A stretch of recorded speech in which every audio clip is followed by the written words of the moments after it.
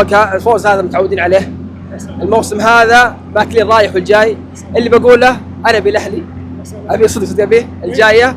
الباقي كلها سهالات. لا هلال متعودين عليه من ايام رابط في حظهم في الزاويه. فاقول اركضوا كلهم جايين ان شاء الله باذن الله بنتوج قدام الهلال ان شاء الله باذن الله. 6 مباريات 6 فوز باذن الله. لا الاهلي ولا الوصل قبله ولا القادسيه ولا خياننا ذولاك سهلين والله سهلين والله سهلين والله سهلين والله سهلين. ومنه بنخليهم يسوون مقر لنا باذن الله، ممر لنا باذن الله. بدي اقول اني ما اشوف منافس عندي. انا ابغى الدوري بس، هذا هدفي الدوري. باقي لكم 6 مباريات بس. 6 مباريات ما اشوفها شيء.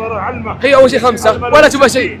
نعم انا جاي احضر في كل المباريات وباذن الله اني اتوج هنا في الملعب هذا باذن الله. عقبال الدوري واسيا 2 والنخبه السنه الجايه. واثق والله واثق والله. المستوى ما عاد ابي مستوى، ابي النقاط. اهم شيء 3 نقاط ضد الاهلي والقادسيه وقابل الهلال وانا مرتاح. فارق 5 نقاط وبعدها ان شاء الله نتوج هنا في البطوله باذن الله الحي القيوم باذن الله. والله ما يهمني الهلال اخر الدوري ولا اخر جوله، اهم شيء النصر ياخذ البطوله وبس باذن الواحد لحد ان شاء الله احنا نحتفل اخر مباراه قدام الهلال بالدوري احنا مرتاحين نلعب معهم بالصف الثاني باذن الله. الدوري باذن الله ونحسم الله يعطينا وان شاء الله على ظهر الهلال باذن الله.